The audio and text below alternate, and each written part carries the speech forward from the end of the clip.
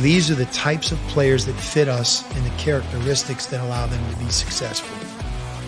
OKGs, our kind of guys.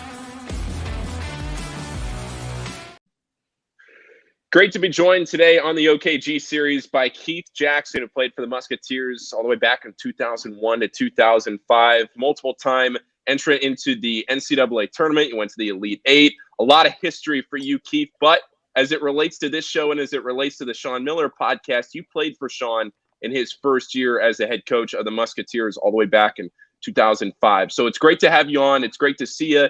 You're very involved here around the Cincinnati area with your Action Jackson training. So it'll be great to hear from you on everything you've done since the last time you wore a Musketeer uniform. How are you today? I'm doing great. And I appreciate you guys inviting me on. Great. Absolutely. Well, Keith, I'd like to start these shows by asking what you're doing right now, kind of give fans an update on you, your family, and for people that maybe haven't seen you since the last time you played at Xavier, how life's been treating you lately. Yeah, life's been pretty good. I've been married for 10 years now and father of two. I have twins that are 7, Nadia and Champ.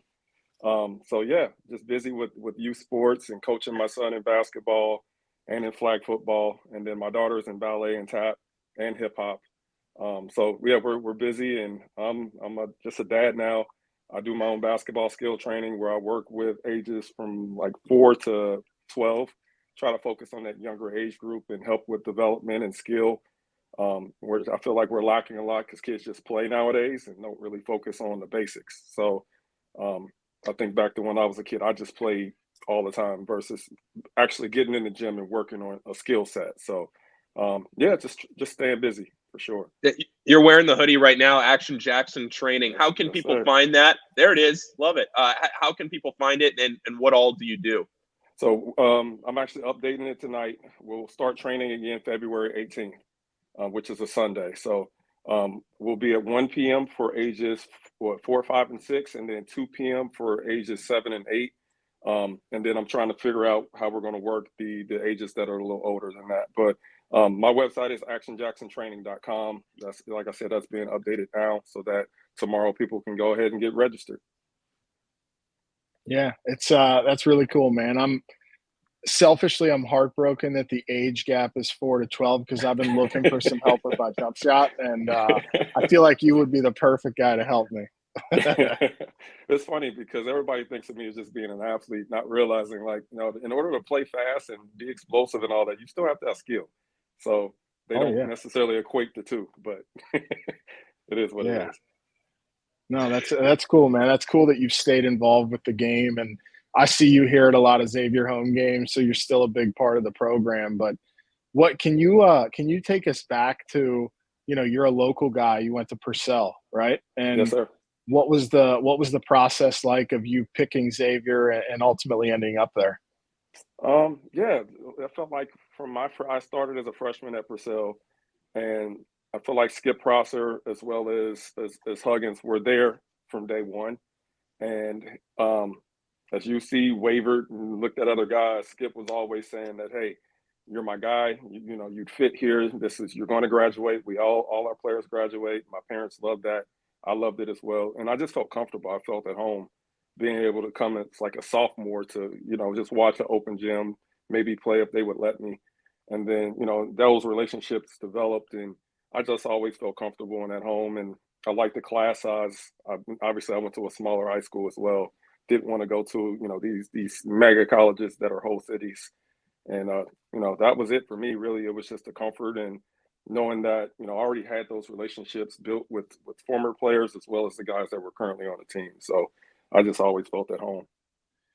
And it's similar to some of the guys that are on this year's team, and I guess more as it relates to last year's team, not so much this year, but you talk about playing for multiple coaches during your time at Xavier. And Sean, you know, Sean taking over, you know, in your final year, but going through your college experience, and you look back at last year's Xavier team that played for Travis Steele and then played for Sean Miller. A lot of those guys stuck around. They end up making a Sweet 16.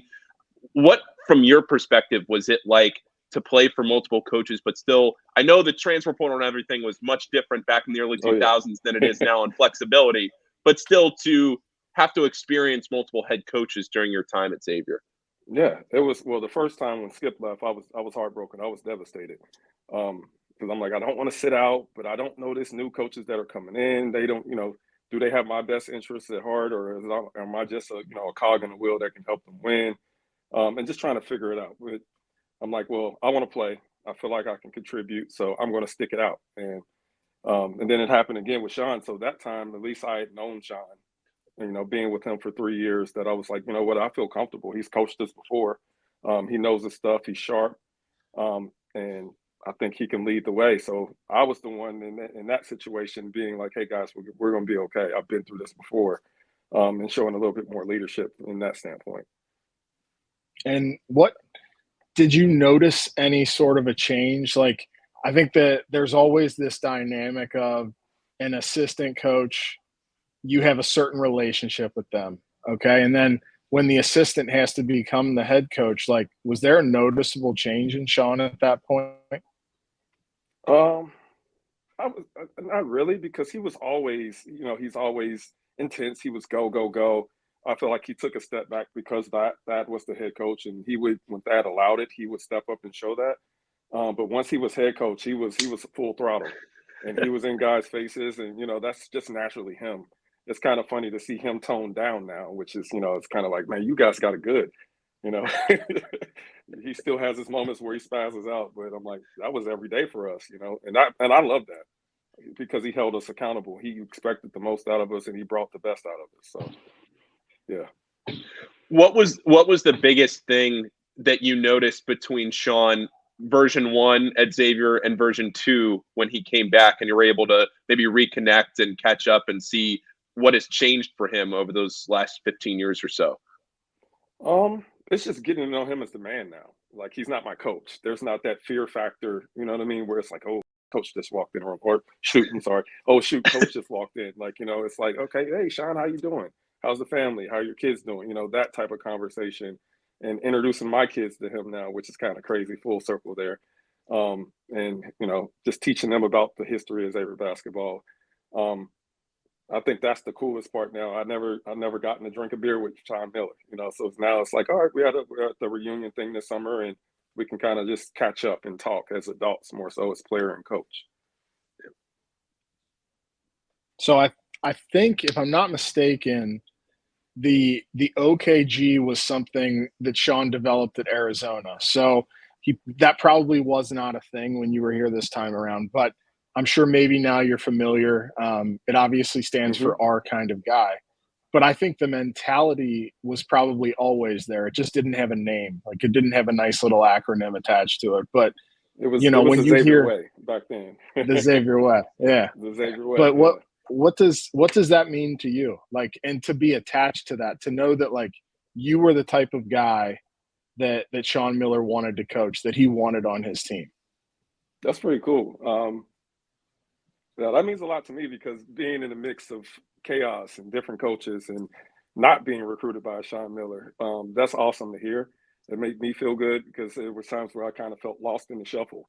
But I try to show up every day and work my butt off. I wasn't necessarily a vocal leader. I wasn't necessarily a starter most of my career or anything like that. But I tried to go out and give 100% every day, whether it was a practice, whether it was weight room, whether it was the classroom, improving as a student. So it was nice for you guys to even recognize me for being, our kind of guy. So, for sure. Keith, I look back at your NCAA tournament experience, and what you bring to the table here is somebody that has a lot of that from your time at Xavier. But you think back to what you were able to do in 2004, and everybody that is listening to this that is a Xavier fan knows all about the run and that ability to get to the NCAA tournament by winning 4 games in the conference tournament, and then going to the NCAA tournament and making the Elite Eight right on the doorstep of the Final Four. There are some similarities, I think, to having to put your head down and win games when that team on January 31st, as we record this right now, that team, your team, was 10-9, and they were 2-5 in the Atlantic 10. This team that we're talking about right now at Xavier, as they sit today, they're 10-10, they're 4-5 in the Big East. I'm not comparing apples to apples necessarily, but just kind of take me back to that year and what maybe flipped in the locker room for all of you, and what spurred that run. I would just say leadership, really. I felt like it was kind of a power struggle between Sato and Chalmers and Miles, and then we had some young guys in the mix with Dolman and Cage and Diedrich Finn, and there was just a lot of like kind of up in the air that year. And I think when Lionel kind of stepped up and said, "All right, let's go," I believe we were at George Washington and we had just lost, and he went berserk in the locker room after that game, and that's not the way we're going to play. And then it was like all of a sudden we started playing well again. And it was just kind of like we picked up from the year before at that point, and we knew who guys were in our roles, and we kind of rolled with it. I was just happy to be along for the ride because I didn't play most of that towards the end of that year, but until Texas, I had a high ankle sprain. I just didn't really feel like myself until then. But yeah, it was amazing to be a part of. Amazing to see the whole turnaround. The fans booing us on our home court to praising us at the end of the year was kind of crazy. But I feel like our coaches held it together for us and just block all one game at a time, block out the noise. We got to show up to work every day and get better and let the pieces fall where they may. So, yeah, it was a fun experience, though, for sure. Keith, I think, everyone probably wants to know, like, can you still dunk? Are you still getting up there? Absolutely. I dunked at my kids' practice the other day, and everybody was like, I'm like, yeah, I can dunk. I just don't do it. Like, I don't have for what? At 40, I'll turn 41 next week. What's the point? Yeah. No, it's funny. We have a guy in our office who's a diehard Xavier fan, and he wanted us to get you on this show. And his reasoning for that was you were his favorite dunker at Xavier. So he'll be excited. I appreciate that. I appreciate it. Yeah. I had probably one of the biggest fails too. I hope people don't remember that. And I tried to throw it off the backboard to myself and got benched afterwards. But yeah. Hey, you gave it a shot.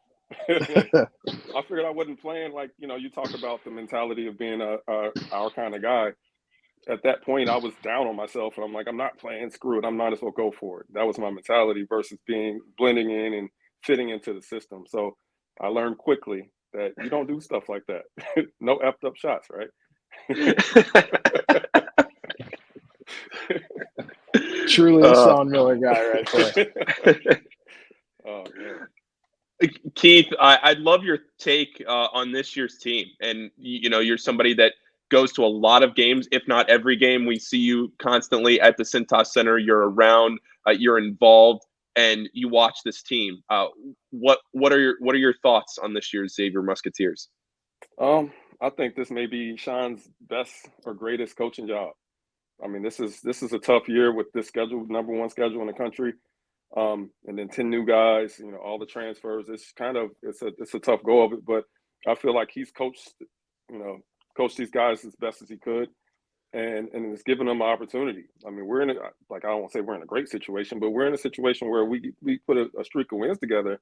We're having a different conversation about this team, maybe March and playing in March Madness. So I think this is a great opportunity for these guys to win the night, obviously, against St. John's, and then kind of get some steam rolling as we head towards March. So I'm excited to see the growth of this team as we continue to put the pieces together for sure. All right.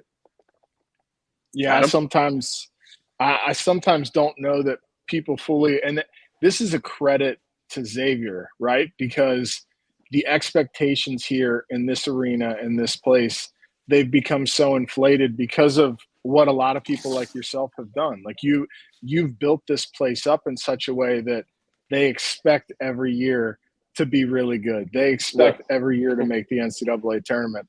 The reality is, like, it's not always going to be easy. There might be some bumps along the road, but I think I couldn't agree more with your assessment of what's happening with this team right now. Like, has it been perfect? No. I don't think anyone in their right mind expected with 10 new guys that it would be perfect, but there's definitely growth. There's definitely progress. And, who knows? Maybe this year it doesn't work out. Maybe it does. But I still think that you can learn a lot from seasons like this, and sometimes they're necessary, as hard as they might be to get through. Absolutely. I look back at my 4 years. We make it to the Elite Eight my junior year. my senior year, myself and I'm drawing a blank. My co-captain, Brian Thornton. We missed that year. We don't make the tournament. And we had the same team the next year that won the A-10s again. Pretty much all those same guys came back, maybe added one piece. So what's the difference between those two teams, right? I think a lot of it was just growth and maturity. Guys kind of expected to be great that year when we didn't work. I don't think we worked as hard as we did the year before. And things didn't come together like it did the year before. So like sometimes it takes just grind, right? We gotta bang our head, we gotta practice hard, and then eventually hopefully it clicks. And it, from where we started to now has been tremendous to see. And hopefully there's another level to that pushes us closer to March Madness rather than NIT or no more basketball at all. So I'm looking forward to see the growth for sure. Keith, we appreciate you taking some time today to join the show. It's always great to see you. It's always great to have you around Cintas, and we'll talk to you soon. Absolutely. I'll see you guys tonight. All right. Thanks, Keith. Thank you. Take care, man.